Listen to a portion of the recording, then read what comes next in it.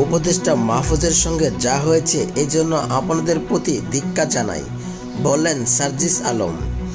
জাতীয় নাগরিক পার্টির উত্তরাঞ্চলের মুখ্য সংগঠক সার্জিস আলম বলেছেন, মাহফুজ আলম শিক্ষা উপদেষ্টা নয় কিংবা জগন্নাথ বিশ্ববিদ্যালয়ের দাবিগুলোর সঙ্গে সম্পৃক্ত কোনো দায়িত্বপ্রাপ্ত প্রতিষ্ঠানের সঙ্গে সম্পৃক্ত নয়। তারপরও তিনি যেখানে গিয়েছেন গণ অভ্যুত্থানের ছাত্র জনতার একজন প্রতিনিধি হিসেবে, আপনাদের প্রতিনিধি হিসেবে তিনি নিজের অফিস কিংবা প্রশাসনিক জায়গায় আপনাদেরকে না ডেকে বের হয়ে রাজপথে আপনাদের কাছে গিয়েছেন। এরপর তার সঙ্গে যে আচরণ হয়েছে সেটার জন্য আপনাদের প্রতি ধিক্কার জানাই। বুধবার রাতে তার ভেরিফাইড ফেসবুক পেজে পোস্টে তিনি এসব কথা বলেন।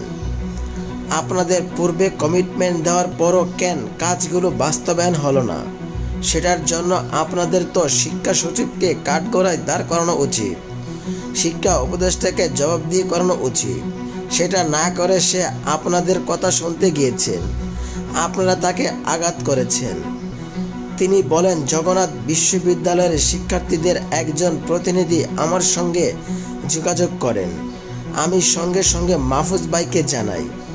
তিনি রাত 9টায় আপনাদের মিটিংয়ের সময় দেন এবং এটাও বলেন যে বৃহস্পতিবার শিক্ষা উপদেষ্টার সঙ্গে মিটিংয়ের ব্যবস্থা করে দিবেন।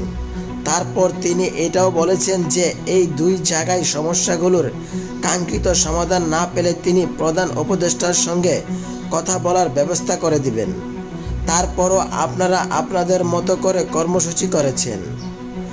অন্তর্বর্তীকালীন সরকারের কতিপয় সুশীল উপদেষ্টার সবচেয়ে বড় দুর্বলতা তারা জনগণকে ডিল করতে ভয় পায়।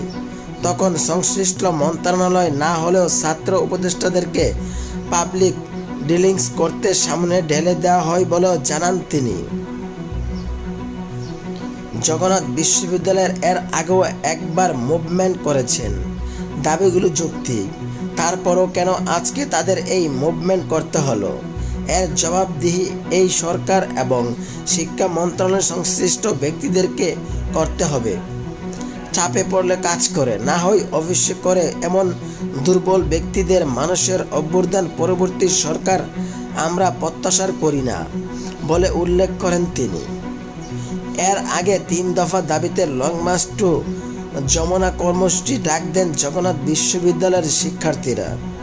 বুধবার রাত শিক্ষার্থীরা প্রধান উপদেষ্টার বাসভবন যমুনার সামনে রাস্তায় অবস্থান নেন।